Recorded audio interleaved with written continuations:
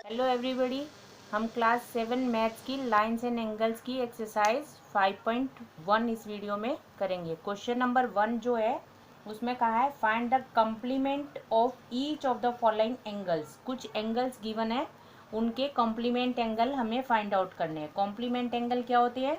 Complement angle means जब दो angles को हम प्लस करें और उनका आंसर 90 आए तो हम उन पेयर को कॉम्प्लीमेंट एंगल कहते हैं। सपोज अभी हमें गिवन एंगल है 20, ठीक है। अगर 90 हमें चाहिए टोटल, तो दूसरा एंगल कितना होना चाहिए? दूसरा एंगल जो है लगभग कितना होना चाहिए कि इन दोनों को प्लस करके हम देखें और 90 आ जाए, तो 70 होना चाहिए। 70 कैसे पता किया हमने? 90 माइनस 20 कर दिया तो हमारा आंसर आया 70। तो हमें पता चल गया कि 70 प्लस करने से 90 आ जाता है, तो 70 प्लस 20 करने से 90 आ जाता है। तो इन दोनों का सम कितना हो गया? 90। इसका मतलब ये 20 डिग्री 70 का कम्प्लीमेंट है और 70 डिग्री 20 का कम्प्लीमेंट है। ये दोनों आपस में एक दूसरे के कम्प्लीमेंट एंगल्स हैं। समझ में आ गया? कॉम्प्लीमेंट का मीन्स क्या है? कॉम्प्लीमेंट्री एंगल्स क्या होते हैं? जिनको दो पेयर होते हैं, जिनमें दो पेयर ऑफ एंगल होते हैं और दोनों को प्लस करने से 90 आता है। ओके, 90 आना ही जरूरी है, ठीक है। अगर 90 नहीं आ रहा तो हम कहेंगे कॉम्प्लीमेंट एंगल नहीं है। ओके, क्लियर हो गया? तो इसीलिए इसका आंसर क्या बनेगा? Complement angle of 20 degree is 90 minus 20 is equal to 70। तो आंसर आ गया 70। कितना आ गया? 70। इसी तरह से इसका सेकेंड पार्ट जो है उसमें हमें 63 दिया है, ऐसे करके एंगल बना रखा है और 63 दिया है। तो 63 का कम्प्लीमेंट कैसे पता करेंगे? 90 माइनस 63 कर देंगे, 90 माइनस 63 कर देंगे, जो भी आएगा उतना उसका कॉम्प्लीमेंट एंगल। तो कॉम्प्लीमेंट ऑफ 63 कितना आ गया? 27 आ गया। कैसे पता किया? माइनस करके देख लिया हमने 90 में से। कितना ईजी है, ठीक है। इसी तरह से इसका थर्ड पार्ट पता करना है। थर्ड पार्ट में 57 दिया है, इस तरह से हमें 57 डिग्री दिया हुआ है और इसका कॉम्प्लीमेंट पता करना है। तो 57 का 90 माइनस 57 कर दो, कितना आ जाएगा? 57 माइनस करने से 33 आ जाएगा। तो 33 इसका कॉम्प्लीमेंट हो गया। तो complement angle of 57 is 33 degree. अभी कॉम्प्लीमेंट तो समझ में आ गया, सप्लीमेंट समझना है। सप्लीमेंट में टोटल 180 होना चाहिए। जिस तरह से उसमें 90 था, कॉम्प्लीमेंट में 90 टोटल होना चाहिए, सप्लीमेंट में कितना होना चाहिए? 180 टोटल होना चाहिए। तो एक पेयर अगर 105 है तो 180 होने के लिए दूसरा पेयर कितना होना चाहिए? 75। 75 और 105 को जब हम प्लस करेंगे तो कितना आ जाएगा? कितना आ जाएगा? 180 आ जाएगा, ठीक है। तो इसका मतलब 75 इसका सप्लीमेंट एंगल है। उसको पता करने के लिए हमने क्या करना है? 180 में से जो भी गिवन एंगल होता है, जो भी हमें एंगल दिया होता है, उसको माइनस कर दो तो हमारा आंसर आ जाता है। तो हम सप्लीमेंट एंगल फाइंड आउट कर लेते हैं। तो सप्लीमेंट ऑफ 105 इज 75 डिग्री, ठीक है। तो आसानी से पता चल जाएगा तुम्हें। 87 डिग्री सेल्सियस अगर कोई 87 डिग्री अगर किसी का एंगल की डिग्री दी हुई है तो 180 में से माइनस कर दो 87 को, तो तुम्हारा आ जाएगा 93 डिग्री। तो ये सप्लीमेंट एंगल हो गया। क्या आ गया? ये सप्लीमेंट एंगल आ गया, ठीक है। और इसी तरह से नेक्स्ट हमारा है 154 डिग्री। तो 180 में से 154 माइनस करेंगे, कितना है? 26। तो supplement of 154 is 26 degree. Okay. Question number 3 में हमें इस तरह से कुछ पेयर्स दिए हुए हैं, हमें बताना है कौन सप्लीमेंट है कौन कम्प्लीमेंट है। अब सबको प्लस करते चले जाओ, प्लस करके चेक कर लो। प्लस इन दोनों को प्लस किया 180 आया, तो क्या बन गया? ये इन दोनों को प्लस किया, कितना है? 180 आ गया, तो ये हो गया सप्लीमेंट। ये दोनों को प्लस किया, कितना है? 90, तो ये हो गया कॉम्प्लीमेंट। जिनको प्लस करके 180 आता है वो सप्लीमेंट हो जाते हैं, जिनको प्लस करके 90 आता है वो कम्प्लीमेंट हो जाते हैं। इतना ईजी है। तो इस तरह से हम लिख देंगे, ये वाला पेयर जो है सप्लीमेंट्री है, ये कॉम्प्लीमेंट्री है, supplementary supplementary complementary and complementary. Okay. Question number 4 में बोला है find the angle which is equal to its complement. Equal होने के लिए क्या होगा? कॉम्प्लीमेंट का मीनिंग क्या होता है? जिसका टोटल 90 होता है, जिसका टोटल 90 होता है और दोनों इक्वल हों उसके लिए क्या होगा? बीच में से बिल्कुल बीचों बीच लाइन जाएगी, तभी तो ये इक्वल पार्ट्स आएंगे। और इक्वल पार्ट्स कब आएंगे? जब हम 90 का हाफ, बिल्कुल 90 का हाफ लेंगे, यानी 45 और 45 दोनों तरफ जब 45 होगा तो बिल्कुल इक्वल आएगा। इसका मतलब क्या हुआ? Half of 90। तो angle which is equal to its complement क्या आएगा? तो angle which is equal to its complement कितना आया? 45 डिग्री। क्यों आया पता चल गया? अब इसी तरह से ये सप्लीमेंट एंगल कितना होता है? 180 डिग्री का होता है। डी देखा है ना, उसमें इस तरह से लाइन बनी होती है और इस तरह से, और 90 इसका हाफ होता है। 90 इसका हाफ होता है, 90 इस साइड में, 90 इस साइड में। तो इसका मतलब क्या हुआ? 290 प्लस करें तो 180 बन जाता है। तो क्या लिखेंगे? The angle which is equal to its supplement कितना आ जाएगा? 90। 90 क्यों आ जाएगा? क्योंकि 90 को 90 से प्लस करते हैं तो 180 हो जाता है। क्वेश्चन नंबर 6 में इस तरह से फिगर दी हुई है और हमें क्वेश्चन बोला है एंगल 1, ये जो एंगल 1 है अगर डिक्रीज होता चला जाए यानी कि कम होता चला जाए तो एंगल 2 का क्या होगा? तो सीधे से तुम देख लो, ये लाइन जो है, ये वाली लाइन जो है, अगर ये लाइन सपोज ये है और मैं इसको डिक्रीज करना शुरू करूँ, 1 एंगल को डिक्रीज करना शुरू करूँ यानी कि कम करना शुरू करूँ, तो क्या हो रहा है? देख लो, एंगल 2 जो है इंक्रीज हो रहा है, यानी एंगल 2 बढ़ना शुरू हो रहा है। एंगल 1 ये वाला एंगल 1 है, ये कम होता चला जा रहा है, कम होता चला जा रहा है, और एंगल 2 उतना ही बढ़ता चला जाएगा। ठीक है, तो क्या लिखेंगे? तो इसका आंसर लिखेंगे angle 2 will increase with the same measure as the decrease in angle 1। Angle 1 जितना कम होता जाएगा उतना ही एंगल 2 बढ़ता जाएगा। सपोज 10 डिग्री ये डिक्रीज हुआ तो ये 10 डिग्री इंक्रीज हो जाएगा, ये डिक्रीज 10 डिग्री हुआ तो ये 10 डिग्री इंक्रीज हो जाएगा, क्योंकि टोटल तो हमें 180 ही चाहिए, क्योंकि ये सप्लीमेंट्री एंगल फॉर्म कर रहे हैं। क्वेश्चन नंबर 7 में बोला है कि दो एंगल एक्यूट हो तो क्या वो दोनों मिलकर वो सप्लीमेंट्री एंगल बना सकते हैं? तो तुम देखो, supplementary means 180 degree, supplementary means 180 degree, है ना। दो एक्यूट एंगल यानी ये हो गया एक्यूट एंगल, ठीक।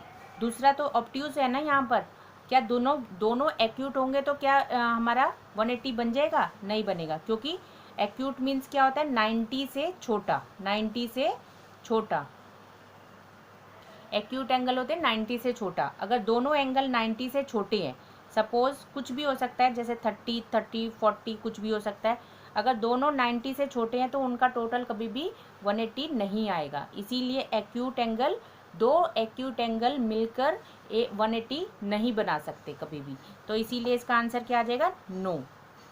ठीक है, इसी तरह से ऑब्ट्यूज एंगल।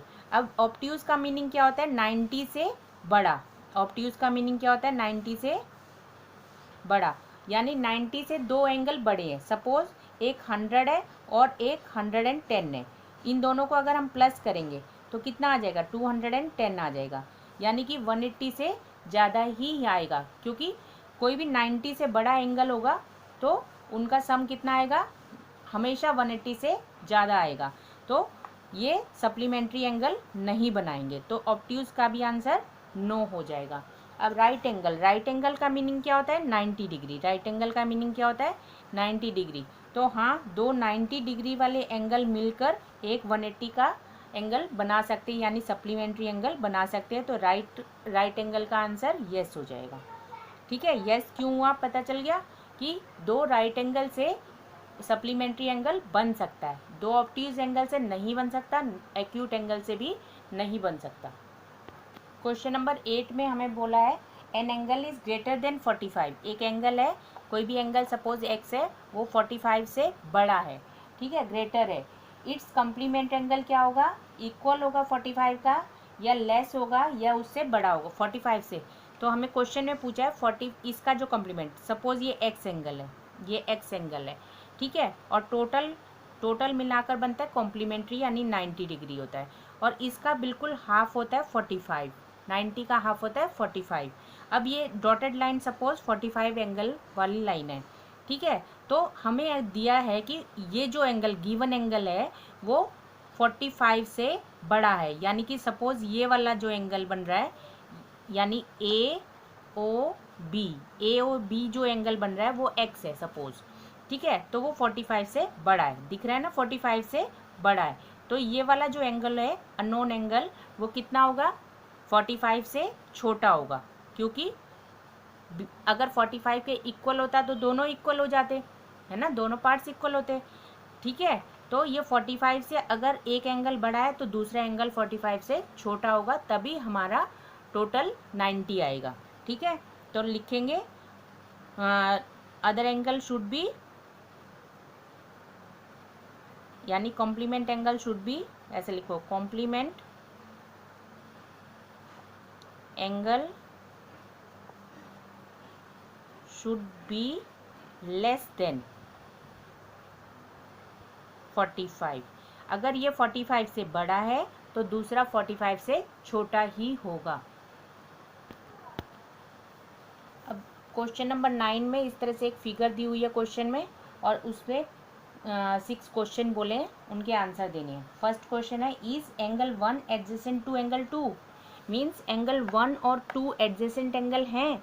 तो एडजेसेंट एंगल किसे कहते हैं, जो दो एंगल जो जिनका कॉमन वर्टेक्स हो और एक लाइन कॉमन हो उन दोनों के बीच में, तो वो एंगल एडजेसेंट होते हैं। तो एंगल 1 और 2 कॉमन पॉइंट क्या है उसका, ओ उनका कॉमन पॉइंट है और कॉमन लाइन ओ सी है, तो इसलिए yes it is adjacent angle. तो हम आंसर लिखेंगे yes angle 1 is adjacent to angle 2। अब इन्होंने बोला है कि ए ओ सी यानी ये वाला एंगल, और ए ओ ई ये वाला एंगल, ठीक है। तो ये वाला एंगल और ये वाला एंगल दोनों एडजेसेंट है, नहीं है, क्योंकि इनमें ये इस तरह से नहीं होता, ठीक है। एडजेसेंट एंगल तो ये तो इसके अंदर ही हो गया ना एंगल। तो एडजेसेंट क्या होता है, पड़ोसी पड़ोसी, यानी कि उनकी आर्म्स ये इस तरह से कॉमन नहीं होंगी, ऐसे नहीं होएगा, बीच में कोई लाइन नहीं होएगी, ऐसे जो एडजेसेंट होते हैं अगल बगल में जो एंगल होते हैं उनको एडजेसेंट कहते हैं, ठीक है। तो इसलिए इसका आंसर है कि नो। इन्होंने पूछा है सी ओ ई यानी एंगल 2, और ई ओ डी यानी ये वाला 2, इस तरह से एक लाइन बनी हुई है, सी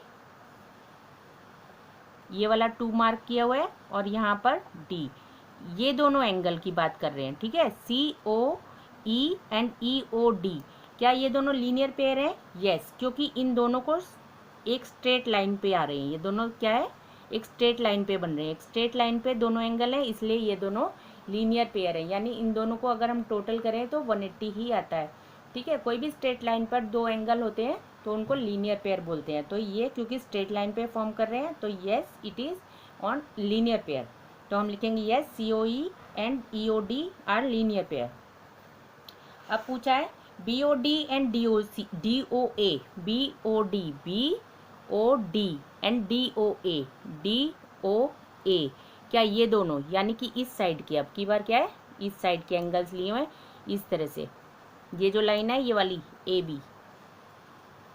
ए ओ बी है, और ये तो इस तरह से D O B and D O A, ये दोनों एंगल सप्लीमेंट्री हैं, यस, क्योंकि ये भी एक स्ट्रेट लाइन बना रहे हैं, ये देखो एक स्ट्रेट लाइन है, इसके ऊपर दो एंगल है, इसीलिए ये दोनों भी लीनियर पेयर है, सप्लीमेंट्री है, ठीक है। तो supplementary, yes it is this B O D and D O A are supplementary, ठीक है। अब बोला है कि एंगल 1 एंड 4 वर्टिकली अपोजिट हैं क्या, तो एंगल 1 एंड 4 देखोगे, एंगल 1 एंड 4 ये वाले, तो ऐसे करके दो लाइनें हैं, एक का नाम है ए ओ बी और दूसरी है डी ओ सी, और एंगल 1 यहाँ पर है, एंगल 4 यहाँ पर है।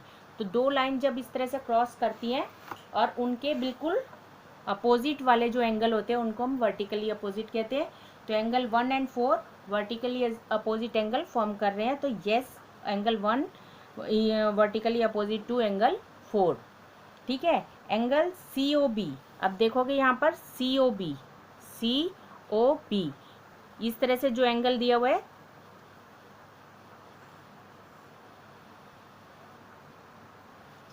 COB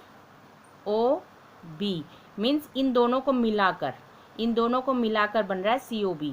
तो इसका अपोजिट कौन सा है, वर्टिकली अपोजिट कौन सा है, इस साइड में ये बन रहा है AOD। क्या बन रहा है, AOD, बिल्कुल इसके अपोजिट है। तो इसको कहते हैं वर्टिकली अपोजिट एंगल्स। तो COB का वर्टिकली अपोजिट एंगल कौन है, DOA यानी एंगल 5 है, एंगल 5। ओके, तो इसका आंसर लिख देंगे COB is vertically opposite to angle 5। Angle 5 के अपोजिट में है COB। ठीक है, इस तरह से COB, ये दोनों आपस में वर्टिकली अपोजिट एंगल्स हैं। क्वेश्चन नंबर 10 में हमें ये फिगर दिया है, इसमें वर्टिकली अपोजिट एंगल्स हमें ढूंढ के बताने कौन से हैं। तो वर्टिकली अपोजिट एंगल के लिए सबसे पहले हम दो स्ट्रेट लाइंस ढूंढते हैं। दो स्ट्रेट लाइन ढूंढ ली, इसमें एंगल 1 लिखा है, यहाँ पर एंगल 4 लिखा है, यहाँ 5, और इस साइड में दो एंगल टोटल मिलाकर लिखे हुए हैं, यानी 3 और 2 को मिलाकर लिखा हुआ है। ठीक है, ये वाली लाइन जो है इसको हम मिटाकर देख लेंगे। ठीक है, तो एंगल 1 और 4 वर्टिकली अपोजिट है, और 5 जो है वर्टिकली अपोजिट है 3 और 2 को प्लस करके जो आएगा उसका।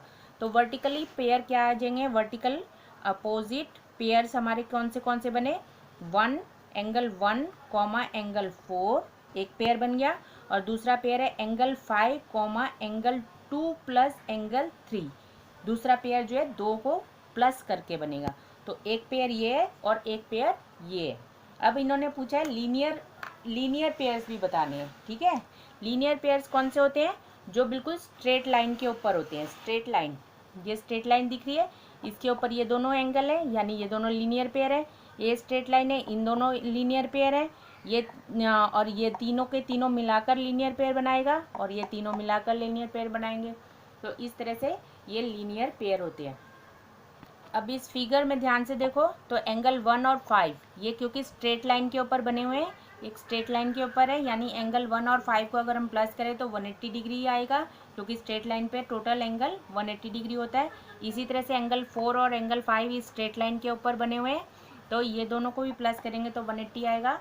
तो जो एंगल को प्लस करके 180 आता है तो वो एंगल लीनियर पेयर होते हैं, यानी एंगल 1 एंड 5 लीनियर पेयर है, एंगल 4 एंड 5 भी लीनियर पेयर हैं। ओके, आगे के क्वेश्चन हम नेक्स्ट वीडियो में करेंगे। Thank you. सब्सक्राइब, शेयर और लाइक ज़रूर कर दिया करो लास्ट में। ओके।